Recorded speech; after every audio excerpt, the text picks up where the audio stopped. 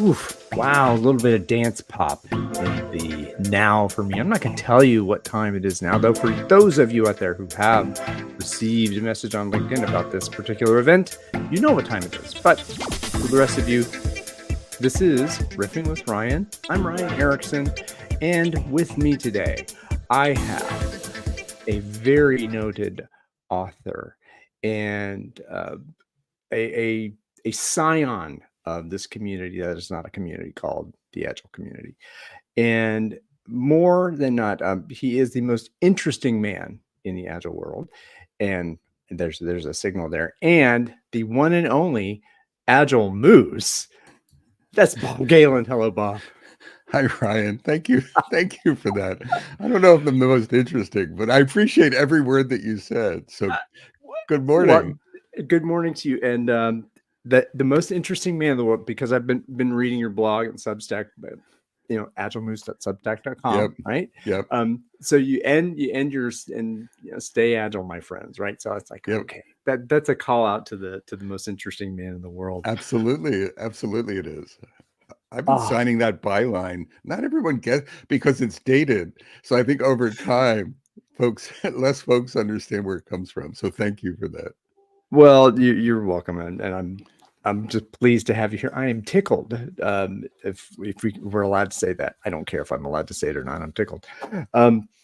So typically we'll do something like a few questions to kind of who you are, and I said a little bit about kind of who you are.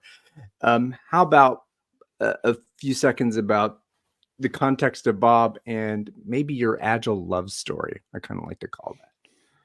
My actual love story. Oh my gosh. All right. And What, you're up. I'm up. Oh, crap. Yeah, you're up. You're up. No, When did I fall in love with Agile? Very, very early. I grew up as a developer and then leading a development leader. And so in the 90s, somewhere mid 90s, I happened on Agile stuff like early XP, very early Scrum. Some of the other things, what were the other, I'm trying to think. Agile figures. There were several methodologies. Crystal was something that I was interested in because it was waterfallish. It was evolving from waterfall, and I was in a leadership role, and so I started moving from waterfall experimentation. And waterfall sort of sucked. And I'm not just slamming waterfall, but operating as a human being, as a leader of 100 people in a waterfall context, it's pretty awful. It was awful back then, like death marches and things. And I started happening on these agile things, agile methods, and I wasn't even using them as whole methods, just using bits and pieces of it. And I started seeing how it changed the dynamics.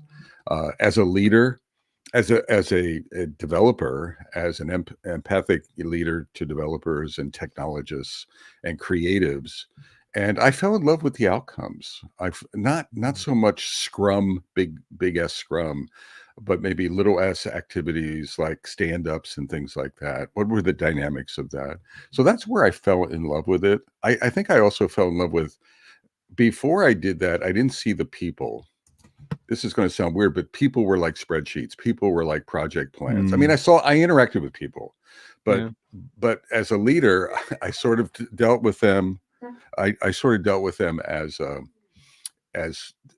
sort of mechanistic. I was plugging them into tools, and Agile really made me interact and see people as people, and then the potential of people in technology people, my peeps, if you will, right? Technology peeps and creatives. And that's when I think I personally fell in love with Agile there, the potential of teams and the potential of me to lead more effectively. Oh boy. Yeah, at the risk of going where I really want to go kind of in the second half of this, I think it sets a real nice frame, I think, for the next question, and then the core of what the series of events is okay, Bob, you're on. What's an Agile coach? What is an Agile coach? So I prepared a little bit because this was a pre-question, and I noodled on this. I didn't want to overly prepare, but I didn't want to underly prepare, and so I put together notes, and the way I frame it is what an Agile coach isn't first, and then what they are, or what they isn't, and what they is. So and it's just a random set of lists, and then we can sort of riff off of them. So an agile coach is not, or isn't, they isn't inexperienced in the software product development domain. They isn't egotistical or selfish. They isn't only a professional coach. They isn't focused on games or generating fun. They isn't focused on frameworks.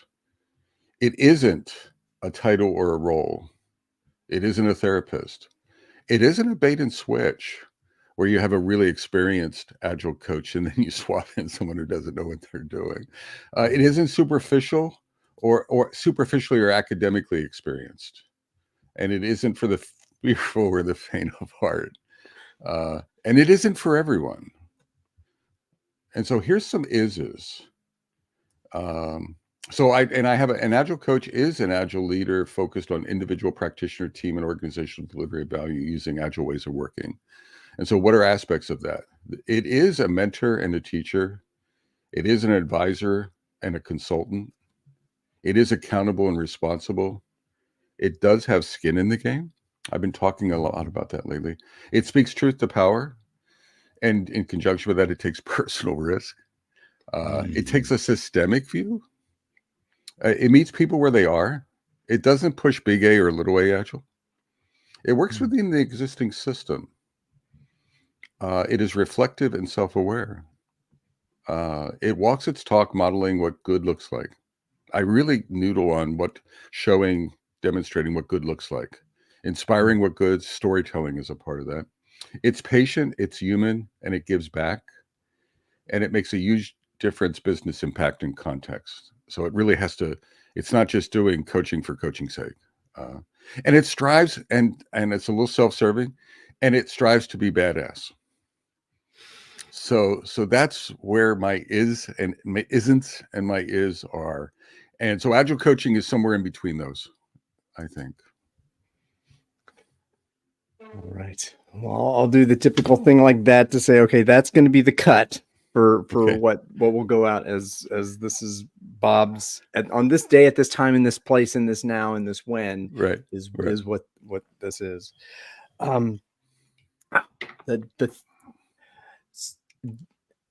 There's so much that I want to go. The first thing is you is or is you isn't my baby. I think there's an old tune that comes to me like, is you is or is you isn't my baby. So what does it mean to be a badass? My brain first goes to I'm really latched on to the agile coaching growth wheel as a metaphor, as a model, as a framework for like holistic coaching. Yeah. And so a lot of the debate in the community, hashtag is it, what is it, there is no such thing as an agile coach, etc. No such thing as an agile coach. Yes. Whatever those things are. Yeah. And muddying up like professional coaching. So professional coaching is an aspect to me of the wheel of agile coaching, or a characteristic or a skill, but there's so much more to it than that. So when I think of badass, I think of someone who embraces the wheel. They embrace self-mastery. So the hub of the wheel is self-mastery. And there's a lot to that. Like self-awareness is part of that. Walking your talk is part of that. Emotional intelligence is part of that. So self-mastery, think of it as coaching. So before you coach on the outside, you need to coach yourself on the inside. So to me, that's a beautiful part of the wheel. I don't think they intended it to be as beautiful as I see it, but the hub of the wheel is really deep and broad and a beautiful thing. And then the badass sort of bounces around the wheel. Yeah. And they don't get stuck in any one place, and they're developing themselves. Another essence part of the wheel is continuous learning and developing yourself. So a badass is never satisfied with their badassery. They're always learning. They're always practicing. They're helping other people as well. So it's not one thing. It's just someone who is navigating the profession, the wheel, the competencies in sort of a maybe in a happy way, in a very in an enthusiastic way. I hope my surgeons. I've been as I get older, I'm having more and more interventions with doctors, and I hope that they do something like, they're not stuck in 1950s or 60s procedures, but they're really continuously, and I know they are. They're like research doctors at research hospitals. They're consistently trying to experiment and change the practice. My dentists, I know that they're doing similar things. So I hope a badass coach is doing some of that.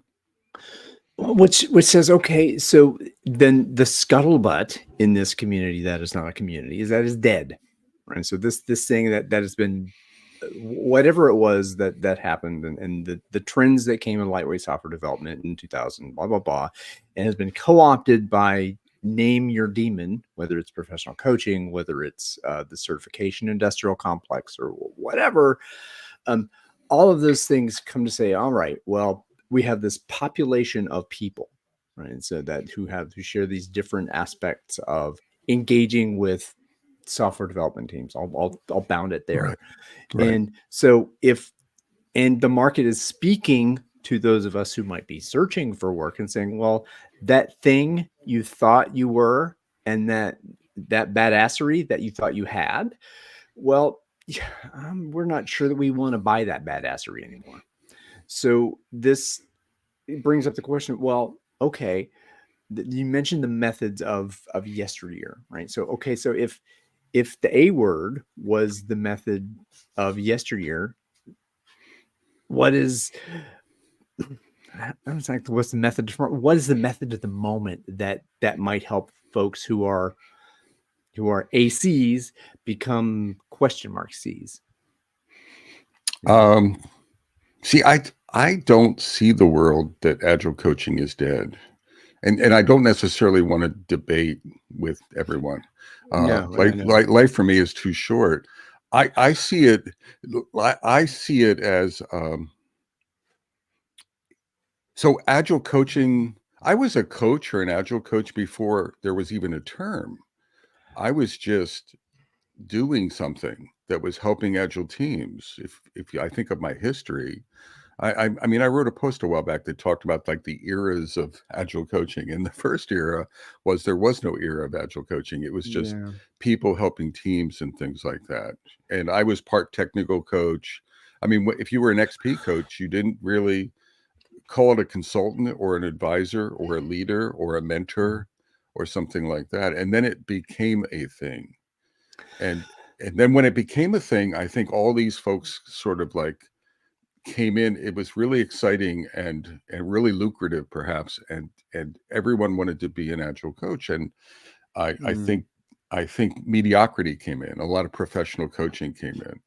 So originally agile, whatever you want to call it, let's call it George. George had value. Then I think George got diluted, but the people who provided value in the beginning still provided value. Like I've made a lucrative living and continue to make a lucrative living as a coach. I still call myself an agile coach, but I have to bring value, and I can't just bring one stance or two stances. I have to bring this badassery, this well-roundedness, and continue to develop. And I think that got diluted in the landscape, and I think it burned out clients as well. So it burned out clients. It burned out our stakeholders, the people paying us. It's led us to where we are. But I think if you look at I think there's still a subset of people who are good. So a lot of badasses in the beginning. Then suddenly the pool increased, and so there was this minority of badasses. They were getting isolated, and now I think some of that mediocrity is getting weaned away. And maybe we're coming up with an opportunity for badassery to emerge again. I don't know if that makes sense, but no, I mean, but that's again, we're you and I and everyone else out here in the world trying to help people do the stuff they want to do to be who they want to be. We're figuring this out in the moment. I think this is the improvisational kind of thing. That nope, I don't know everything. I can't know the future. So I mean, there's this idea that if we plan better, we will know the future better. We will perform better. Well, to us, not really, because what it's about being and growing yourself. I think that part comes to the learning, and that how do we, each of us, learn as a team? And what are we learning about? What is the moment? What is now? So if now is like, okay, we've gone through 5 different framework impositions or whatever, we've plugged in different consulting firms to do things by some different playbook, which, again, just to give that false sense of security. And okay. I do think though, I do think skills matter. One of the things that I see in these discussions, and I'm still trying to understand what the hashtags mean myself exactly, but I do think there's this thing where I can be an agile coach without chops, and and chops to me is like deep domain experience, deep business experience, when I talk about going around the wheel and really deepening experience, I'm talking about like, for me, my journey was I was an agile leader. I have leadership chops. I have organizational chops. I have development chops. I have testing. I took a diversion into testing. I think that makes me a better coach. So skill. You know that's the work domain skills of software development. You had a whole an ecosystem. You dove in different pools to have that, and I think that's the core of the hashtag, the work domain knowledge. That there's a cohort of folks, and I think you alluded to that earlier, that they over-indexed on the professional coaching, the personal growth. I'm going to help you become a better human being and transcend this world, whatever. And to the detriment of, I am hired by this organization to do this thing, to create this level of revenue minus cost equals ta-da, profit and value and joy. That's my fiduciary responsibility. And that the perception, I think, and I would not dare to speak for Marcelo in this way, but he's kind of coming and said, but the words fiduciary responsibility, that is, I'm hired to do this work, and this work is that. And if you want some other kind of coaching, well, that's not this. This is about, I know how to help you do this in your team, and I can help you engage in that. Right. But it's all about the value. I mean, correct. And again, value is a whole other word that we can debate on what that means, but that is the core of that hashtag. Well, when I talk about the growth, everyone joining that pool, those folks had less skill, and for whatever reason, less domain knowledge, less business software development domain knowledge, and not just academic. I mean, like working in the trenches, etc. Like having some chops, not just book chops or academic chops, but practical chops, and then bringing that to bear as a coach to the betterment of your clients, right? Bringing real examples to bear, real options to bear. That's the essence of my coaching. I wouldn't be successful if I was just a professional coach. I wouldn't have been able to feed my family. The difference for me I've been doing this for decades. The difference is my real world experience, not my professional coaching ability, not my ability to ask great questions. That's in all seriousness. Now, I've deepened my professional coaching training and experience, and it's made me a better coach. But I did it later. So again, that's part of that well-rounded. Well, it adds a flavor to the soup. It adds, in the music where you're learning how to play a different kind of scale. I transcribed this trombone solo and I play it on the bass now. Oh, I can do these licks, but I am a bass player, right? And that's my instrument. My instrument is the work domain of jazz bass, is knowing that, just as if the work domain of software development is that. Absolutely. And this is where the fine line is, and I typically would bring comments in at the last, but there's one here that I think Frankie, hi Frankie, and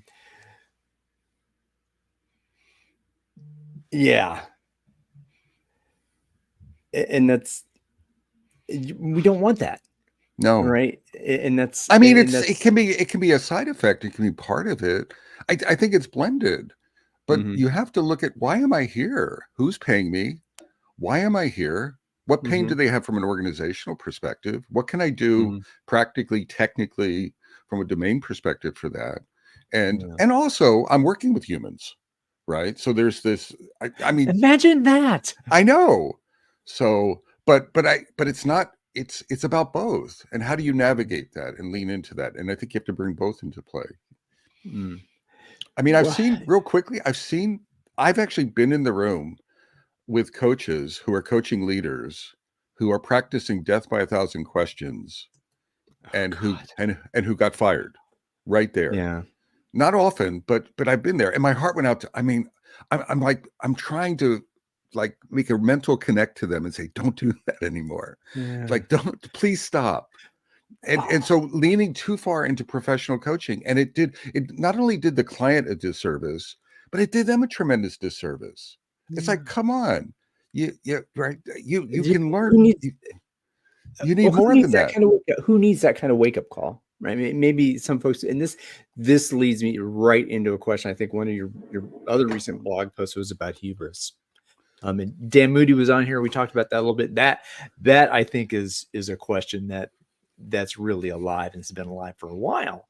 So that example is that, I've experienced as an ICF coach, for example, I've gone through this set of ladders to say, I can help someone in transformation, and I can witness that.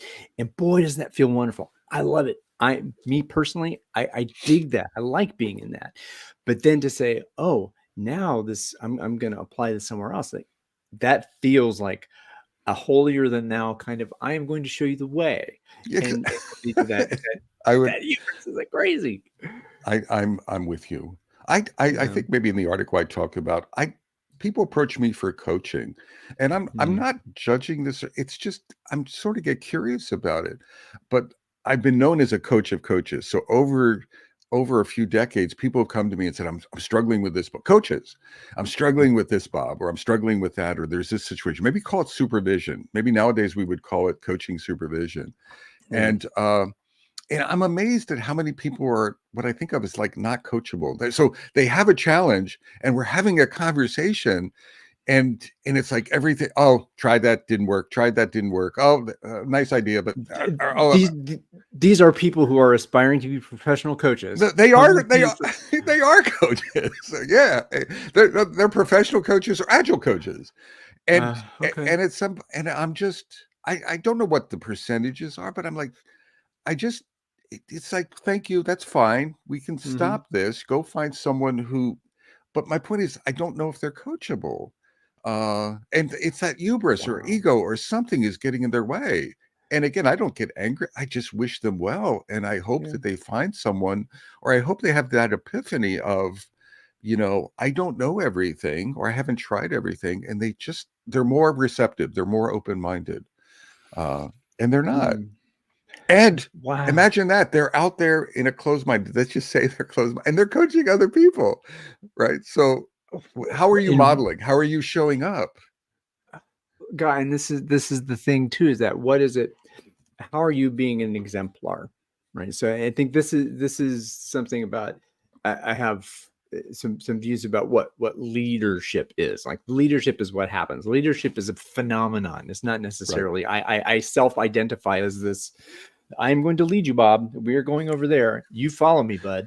Right. And so, but that's different from, I'm going to be this way. I'm going to be the best me I can be in this role that I'm doing, whether business analyst, software developer, or whatever it is that I'm helping. I'm helping teams communicate better, and helping people communicate with folks in authority to do this, that, or the other, whatever it is.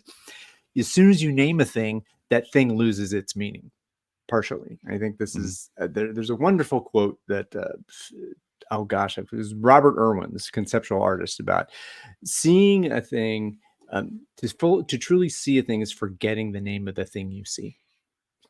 So that's, okay, so I don't need to know what this name is. I just need to be in this example.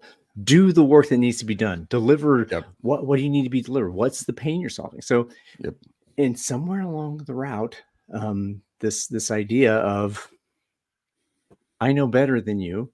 Exactly. And you didn't hire. You did. Well, yes, and I'm bringing. You hire me for Agile, and I'm shoving Agile, and I'm shoving Agile by questions. And yes. So this notion of hubris, I don't know what to call it. It may be hubris, it may be whatever, but there's not a lot of coaches who are coachable. And I try to challenge myself. I challenge myself a lot to activate my curiosity, to activate my humility. When I get full of myself, I have 4 children, so I just subject myself to my kids have a wonderful ability. Particularly my daughter Rhiannon has a wonderful ability to knock me down into a malleable state where I am learning again. So I do that. And this is the thing, and so Rhiannon that does tell me about a Fleetwood Mac background, maybe possibly a little bit. Okay, yes. But Rumors is the best album of all time. So my thought. So, the idea of that working with people and attempting to understand them, and that's, you're not going to be able to plan your relationship with Rhiannon.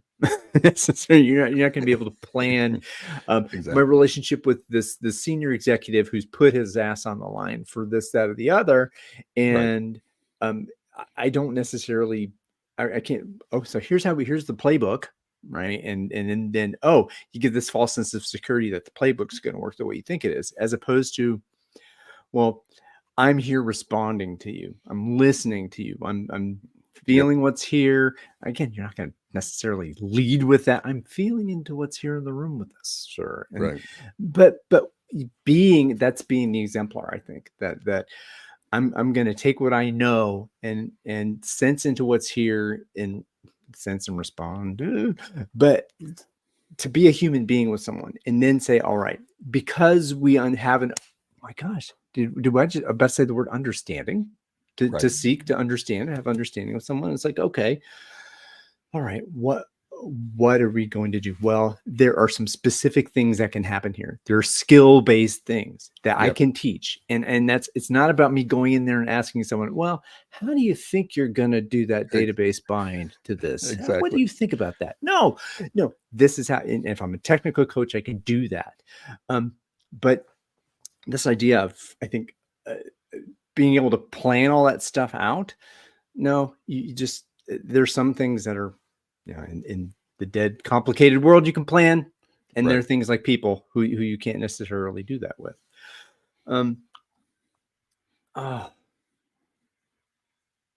So I'm thinking, okay, so we're at one break point. So what we'll do here, I'm going to pause for a moment and offer this other question is, if there were a safe place to have a conversation that presented reputational risk, I call it dangerous conversation, in this work domain, what would that question be, and why? And I don't know if this qualifies as dangerous. I did some pre-thinking about this, and I got stuck on, dangerous. I don't know, but I think I have the spirit of it. And it's the genesis is the no such thing as an agile coach, and I'm going to rip and say there's no such thing as an agile trainer, and maybe there's a corollary to that, and a corollary, sort of a related set of discussions. And so what about trainers? So they support the agile industrial complex. Not all trainers are experienced. I remember, and this example remain unnamed, but I remember a CST, probably been training for at least 15 years, probably 20 years. And I think the original examples were in COBOL.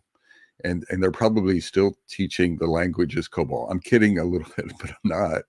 And so not upgraded their skills, and they're still training. So we talk about coaches and maybe losing their relevancy, and what is that doing to the community? And I think it may even be more impactful. What about the massive trainings that we've done of certification mills and things like that? And are people training who shouldn't be training? And I personally think, the answer is yes. And very often I find that trainers slam coaches. At least my experience is in the Scrum Alliance to some degree. There's discrepancies in view and respect between trainers and coaches. But most of the trainers couldn't coach to save their lives either. And it's not about the coaching. It's about how can you slam something if you can't do it? How can you slam something if you don't understand what it is, etc. And then they ran. My challenge would be to go coach. I would challenge every trainer to do a couple things. So go coach for a year. Don't do any training. So your entire revenue stream is related to your ability to coach, and to coach the way we're talking about it. I'm not talking about mediocre coaching. I'm talking about badass coaching. I'm talking about making an impact, and go make your revenue stream off of that for a year, and then come back and get balanced. Or go, if you're teaching Scrum Master courses, go be a Scrum Master. Ask yourself, when was the last time I was actually in the trenches as a Scrum Master? A little while back, I was talking to someone, and they were like, I took a product owner class, and the person teaching it had never been a product owner. And part of my head wanted to sort of explode. I don't know if that's okay. Maybe it's okay, maybe it's not. And what is that doing? What is that doing to the dilution of value from a macro community point of view? I think in general we want to, not isolate to one role, etc. But I'd like to include trainers in that. And that was my dangerous question. I've done sampling over the years. For example, one of the more recent, Cal, the Scrum Alliance has something called the Certified Agile Leader. I've taught it. And I looked at some point in the past, maybe 5 years ago, I looked at LinkedIn. So I looked at the community. I had free time and curiosity. So I looked at the training. I put a spreadsheet together. I listed all the trainers who were certified to train it. And then I put together a rubric that said how much leadership experience. And it was very light. And I looked at all of their LinkedIn profiles. So it's based on their LinkedIn profiles. I'm like, how many of them passed the rubric and have leadership experience to teach a leadership class? And it was 30% was the answer. So 30% of the trainers at the time, and I'm not picking on the Scrum Alliance. I bet this same thing is applicable. Roughly those percentages are probably applicable to most trainers. But I don't know. And trainers. And that's part of, that made me sad. So people were coaching in one way and shouldn't be coaching. Well, what about people who are training and having tremendous influence, right? Setting up these, excited Scrum Masters, jazzing them up for 2 days, and then sending them back into the organization. So it's a bit of a rant, a bit of different challenge or a different question. But I think there's two sides to it, and that's where I went. And I want them to. I think we should be challenging them equally. And for some reason, people don't challenge trainers. I don't know, not many. I've written about it off and on for a while, but I think we should be challenging both. That's my pitch. I'm going to stick to it. That's my story, and I'm sticking to it. So this is my Ryan. And I don't know if it's dangerous or not, but it's what I got. Well, that's. I mean, this is the whole point. And what feels like, what's the uncomfortable thing? I mean, like, talk about powerful questions. That's kind of all right. I don't necessarily want to do that. I want to find something in me, right? That the curiosity is what's really there. If you go deep enough, then that's something. I don't want to be vulnerable with that. I don't want to talk about that. And I mean, that's that. And if that's where the real meat comes, I think. So Frankie's here again, and there's a couple other questions here. I want to bring Rob Gordick here. He's got a couple questions. Hey, all good. Hi, Rob. It's going well. Thanks for being here. And you are looking great, Bob, I have to say. Thank you. So an interpretation of badass.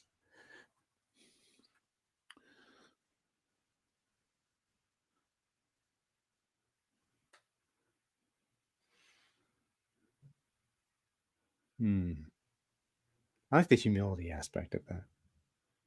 I like that. I like the relationship. I'm going to pull relationship building out too. And I think humility is part of that, Rob. I'm thinking a lot lately. I mean, I think a lot and practice a lot, and I reflect a lot. So what drives a lot of me is the reflection. and I reflect a lot about my coaching, my successes and my failures, and the flow, and what did I do and not do well. And I'm starting to lean into relationship building, and taking the time for relationship building, building trust, etc. So you can have all these advisory skills, but if they don't, and they might say they trust you, but do they really trust you? And do they know that you're taking it seriously? Like their job is on the line. So there's a privilege part in the relationship building that we need to take seriously. So I just wanted to amplify the relationship. Go ahead, Ryan. Yeah, you have to take a risk, right? There's some, I think there's a sales thing here. It's like to know, like, and trust, right? So I have to know you before I can trust you. I kind of have to know you and like you, and respect. Good Lord. I mean, that's in there too. And that all of that stuff, you can't just throw a bowl of dough in the microwave, put it on 1,000 degrees or in the oven and expect a cake to pop out. Right. And so that's kind of it. Time has a way of taking time, Bob. But I might pop out. I mean, as a doughboy, I don't know. Comic relief 101. Baked moose, right? Baked moose. And it's well done. Yeah. Well done, baked moose. Okay. So Frankie's here also. I think this brings us back into what we were talking about last. Yeah. You know what, Francesco or Frankie, another thing I'm contemplating, I forget the quote, but there's this arena. I think it's Theodore Roosevelt. The man in the arena. Yeah. Getting in the arena.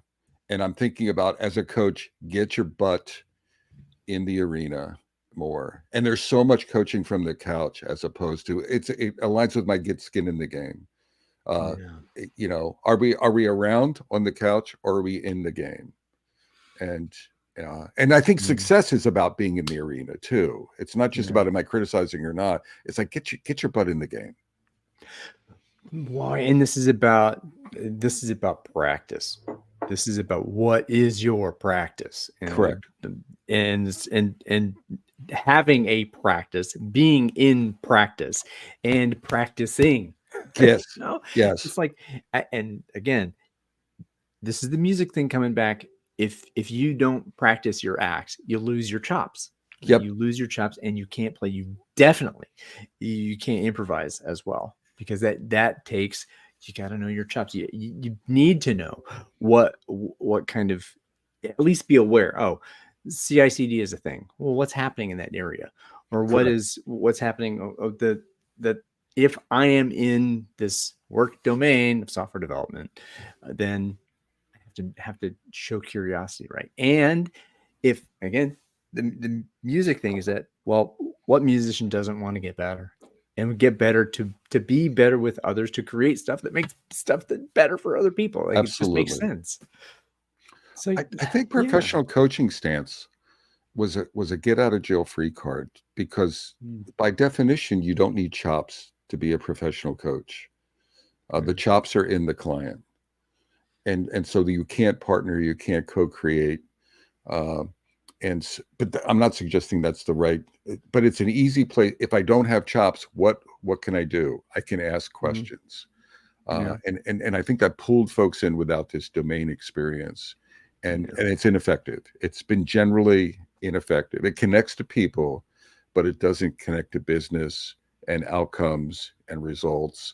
And it doesn't grow your skills so that you can get in the arena. Because by definition, I think and I'm not slamming professional coaching stance. Everyone remember, I'm growing that competency myself. It's part of the wheel. It's part of the wheel. But I'm out of the arena. I think by definition, professional coaching stance is out of the arena. And that's okay to be 10% of the time out of the arena, but not 100% of the time. And it's all about the chops. Yeah. Well, we talked about hubris. We've talked about the chops. What else has you up at night? Where's your curiosity in the moment? Yeah, I have my curiosity about your dangerous question and your agile coach question. So what are you curious about? So I don't know, curious, but where my brain is thinking nowadays is I'm a pretty natural curmudgeon, and I've been working on my curmudgeonry, uh, Mm, and it's part of my DNA. And I have high curmudgeon days and moderate, and let's say curmudgeonry to me is sort of pessimistic, glass half empty, blah blah. You know, a little yeah, negative, a little snarky yeah, at times, and I've been working on positivity. I've been thinking yeah, about positivity in coaching and the role, not artificial positivity, but bringing optimism, bringing what is the coach's role in bringing optimism to the conversation, bringing a vision to the future, something positive. And where I'm going is what I think about is I don't know, but to me there's a lot of negativity uh, in the network online about Agile's dead and this is dead and yeah, that's dead, and uh, and it's almost like a self-fulfilling prophecy to some degree. It's really spinning. I talk to people. I have some coaching clients that are getting really down. People are looking for work, coaches that are yeah. looking to grow, and they're. I mean, personally, forget the community. They're getting down themselves. They're like, "What am I going to do?" etc. And so to me, I'm thinking about are we over rotating into negativity as a community? And Mm, and I personally am trying to stay positive with everything. And I'm looking to like what is the potential future? And I'm really getting dreamy. I'm using an ORS coaching term. I want to get dreamy, mhm, unfettered dreamy about the future, so that I not artificially dreamy, but like optimistic. And I'm sort of mm. a counter voice. So here's this curmudgeon, this naturally curmudgeonly guy, and somehow I don't know what's happening in my old age. The spark of hope. I really see hope. Now, not Mm, for everyone. I see a lot of agile coaches being out of work, and I'm like, you better reframe yourself because yeah. you're Ugh. going to get eaten. So that's not. But I see hope. Like Mm, I see clients still needing not coaches but coaching skills. People who are mm, adept, who bring skills, who bring chops. Man, organizations need that. I see so many organizations that need really solid people. For you call them Frank Robinson. It mm. doesn't matter what you call them, but those. And I see hope in that. And I hope we could turn it away. There's influencers. The other thing online is there's folks who have more influence than others. So be aware of the influence you have. Be aware of your privilege when you say things and how you say things. Because what you say may have this, it either can be, a rotate towards positivity Mhm. or optimism or a counter rotate to something else. So that's where I'm going and maybe I'm alone. I can't believe this. I am so Well, I am so pivoting away from my curmudgeonry, but who more wants to be hope. depressed all the time? Who wants to and hope? I think inspiring hope. You want to be, and this is part about being an exemplar too, Yeah. right? So that and so being able, and this is very present to me. I think that the two, because it's the social media landscape is that I have something to say. I want people to hear it, and so I have to say something.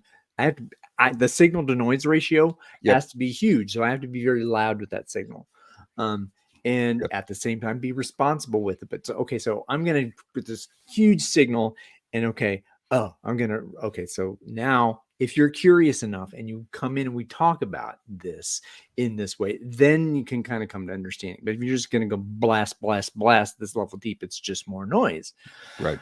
Um, and I think what's starting to happen, and I'll speak for me, what is starting to happen to me is see the world as it is. You know, be willing to step out of yourself and say, okay, this is what is happening. Um, I I I see people out of work. I see. I don't know where things are going to happen, but dad gummit, dad gummit. Um, Yep. I believe, and so that's where I come from. I'm on the other side. So Yep. I'm super flowy, woo woo, happy person, most of the time, and then Yep. maybe this whole, what can I see? Am I capable of Yep. seeing the world as it is? And um, there, you mentioned positivity too. Um, the idea of positive intent. And this is another conversation that it's like, oh, assume positive intent. Yep. Well, and that leads people down a path. So if I say assume positive intent, holding back what I'm going to say, what does that mean to you? What does that mean in the coaching stance? So for me, question for me. For you, because I'll answer it for me, and I'll whoever you out there, you don't have to agree with me, but I don't know if it's assume positive. So take everything with a grain of salt. Assume that folks are, from their point of view. One of the things I focus on is empathy a lot in my coaching. And to me, one of the definitions of empathy is looking at the world through the other person's eyes, really strongly stepping into their shoes to the best of your ability. That's why my leadership, one of the ways that my leadership chops help me is it increases my understanding of what it's like to be a leader and how freaking hard it is to be there, and how to meet how to meet those folks.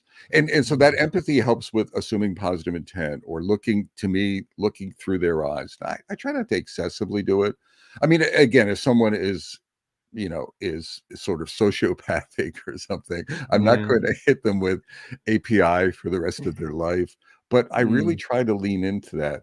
The other thing is, everyone has this percentage of truth, again, based on their perspective. One of the things I learned in ORSC is this notion of 2% truth. When you're given feedback, look for the truth in it. And there's always some small percentage, no matter what you hear, no matter what someone says, there's some truth there for you to digest, and there's a pearl. And so part of assume positive intent and that empathy is no matter, they're not all evil, right? So, well, maybe there's some, what is Hannibal Lecter? Okay, so Hannibal Lecter was completely evil, but he was right from a particular point of view, right? So, but he was hungry. But again, yeah. So it's a useful mindset or metaphor or a meta skill. I use it as a meta skill when I'm meeting people, and I've noticed that it helps change it. Let's flip it around. Assume negative intent. Well, what does that do? What does that do to your coaching, to the coaching dynamics, to your coaching ecosystem? So,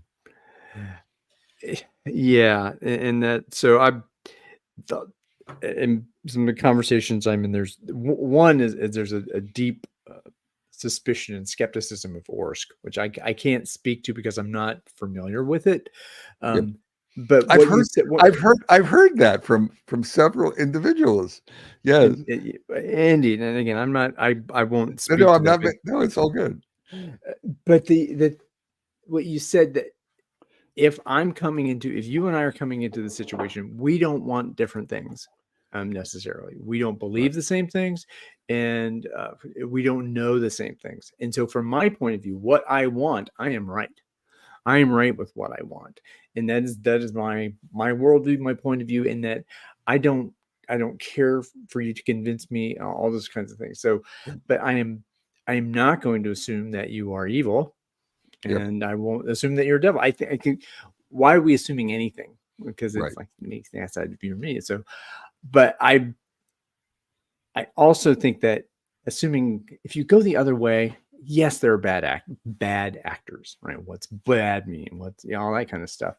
And there are people who behave in a certain way, maybe are motivated in a certain way, are pathological in that, and that because they have this impact on people, will need professional help, not professional coaching help. Correct. Actual professional psychiatric help, and that's a place where it's an intervention that's needed.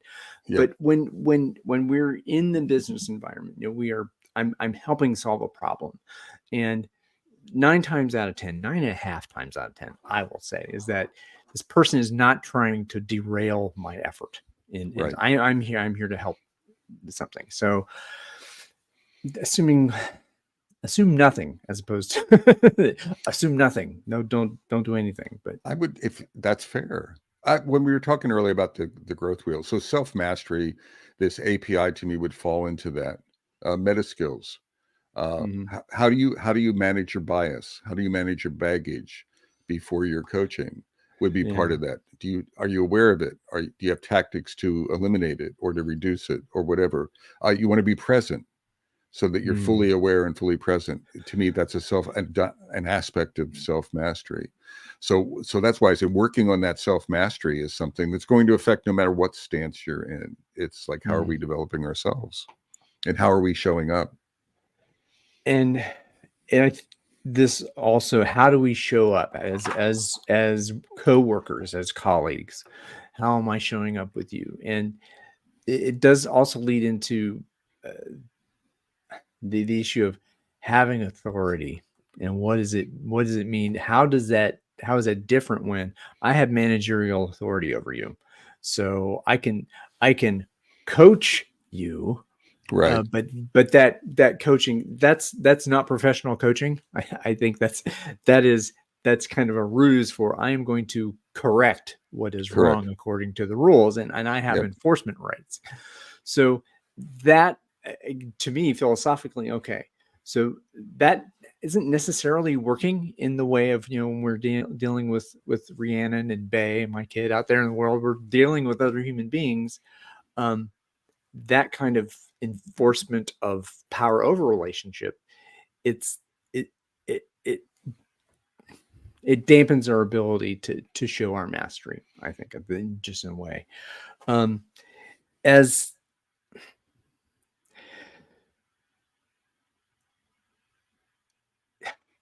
you've been a manager, right? And so, to teach managers, how do you approach, I'll ask you, Bob, since you're here with me. I'm not asking Okay. someone else out there. How do you approach someone who is in that position of authority and has deeply embedded into them, through no fault of their own, because they have been incentivized to get where they are? They like where they are, Right. and yet the impact they're having on the people under their control is negative. How do you, A, do you even approach that? And B, if you do, how do you, what do you have to do for yourself to do that? I mean, I'll use a company. Let's say I was the CTO, and it was a medium-sized company, and they had been doing Agile and Scrum, and I joined them as a leader. I joined them actually as a coach, Scrum Master, and then was promoted into a leadership role. And I had a bunch of managers reporting to me, and so I was coaching, mentoring them, and they had traditional practices, traditional mindset, traditional command and control, uh, almost across the board to different degrees. There were some folks that were more entrenched than others. So one of my jobs was to coach. To me, it's like coach the coaches. I wish more coaches coach the coaches. So one of the coach you coach, I think, is coaching leaders. And in this case, I spent an inordinate amount of time trying to meet them where they are. And a lot of them didn't understand what agile leadership looked like. They didn't understand, like, what do I do? I know what I do here, but I don't know what I Yeah. do over. I don't know what I do over there. They weren't evil; they were well intentioned, and some of the stuff, some of the reframe was very uncomfortable for them. So in many cases, I would have to show them what it was like, and I'd have to show them what it would look like under pressure, right? So it's and like, we're intentional. We whatever our principles are, we're going to practice them no matter what's happening, etc. And so part of that mentoring was me modeling and showing them and being relentless with it and working with them individually and then as a leadership team. And I think that's a part of, what do you do? I think you have to grow, you have to shift leaders. I think you just have, like, you shift teams. You can have, I'll call them waterfall teams that are used to being told what to do. And then how do you shift them to be a different sort of team, an agile team, a mindset? And Yeah. There's one of your other articles about coaching a team, right? So it said that, and I think there was, I forget what, this was the one that was about self-organization. That, we tried self-organization and it didn't work. So people really they just want to be told what to do. And that, I think, for me, again, my position on this, because I believe wholeheartedly in the self-organized power with dynamic, that the folks who have the knowledge and the ideas Correct. ought to be making the decisions and asking for support from folks and all that kind of stuff, which is the flip. But one of the preconditions, I think, for effective self-organization is having chops.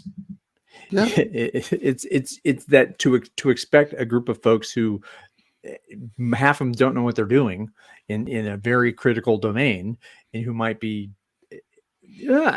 just, it can create a disaster. And I think this, so there's the chops, and there's this, okay, we realize there's a responsibility here. You are accountable to me. I am accountable to you.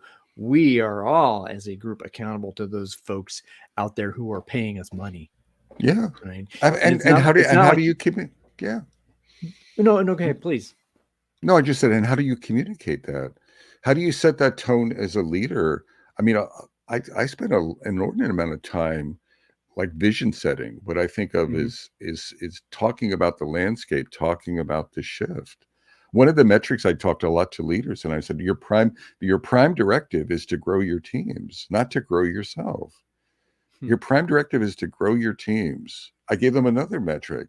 The prime measure is how long you can go away from the office without any devices whatsoever. Yeah. And your teams actually over deliver they over deliver without you. And don't be threatened. Out of the way. I'm not looking to fire you. Actually, if you achieve that, I'm looking to promote you. I'm not looking to fire you. So don't feel like you're at risk as a leader. Yeah. Oh, and this is so good, because that says, okay, all right. So if I'm not here to hoard, to lord over the budget, to lord over performance reviews, I'm like, exactly. Okay, what's my job now? Well, what was your job before? What can you do to contribute? Yeah, I think it's really interesting that the people doing the work are called individual contributors, but there's no mention of contribution for anyone who is elsewhere in the authority matrix. It's like, so we have the contributors, and then we have those who help. And so, what is it? Be willing to be, I don't know, brutally honest, whatever it is, to have grace, humility, and also respect, and a sense of confidence that I know my chops. I need this from you, Bob. You're my drummer, man. I'm the bass player. I need you to do this. And right now it's not doing it for me. So we got to figure this out. Yep. And that I think is a kind of conversation that it's not common, and it's not comfortable, and maybe something that we hopefully would help people to be able to have. Yeah. Oof. So for lack of us going on for another 2 hours, which I would love, I would imagine you have something at the top of the now. Whenever well, I do, and I want to stay with it, and I would love to do this again if you're willing. So we could riff again. So yes, I'm here for the ride, Brian. We'll call the tune this time was "This is an Agile Coach." That was the tune. This no such thing as an Agile trainer, I think, is a very interesting bit with legs. That could be. And the other thing is, in the future, maybe we talk about Agile leadership. It's something near and dear to my heart. Okay. Maybe we could sort of jam on that. It's up. So think about it. I'm in for it. Is there anything at all that you wish to say during our time together that you have not yet said? I think I hit the positivity. I see a challenging future. I live in the real world. I know so many people who are in pain right now. But I've had enough of a career where I've been laid off. I've been unemployed. I've been wondering where my next, chicken bone is coming from, or tofu bone. So I've been there, and but I've also come out the other side of those things, and I've seen this, sort of up and down, yin and yang, and building resilience and things like that. So what the final thing I want to drop is this too shall pass. And I do think that good coaches, let's call them again, Georges, good Georges will not only survive, they will find work, and they will knock it out of the park with organizations where they can collaborate with leaders. They can figure out where how to increase value, how to increase delivery by co-creating it. And they have something to bring other than questions. And they're continuously learning that. They're not, you're not just stuck. Oh, I knew how to write code in 1992. Great. Yeah. I can do it now. And you're continually refining those things and bringing it to bear for our clients to deliver value. I see those folks not only doing well, but growing as a population. So I'm hopeful. I'm hopeful too. Well, you know, it's okay to have an answer every now and then. You don't always have to have. You can have an answer every now and then. Exactly. Imagine that. So imagine a world. Imagine a world. So I'm going to banish you into the penalty box for a moment. Say my goodbyes, and then I'll come back and say goodbye to you. So all right. Thank you for the precious gift of your presence, and thank you for the precious gift of your time and attention. This has been a great time with Mr. Agile Moose. Mr. Moose, back in the Caspian Kangaroos days. Okay. Thank you very much, and be more purple, people.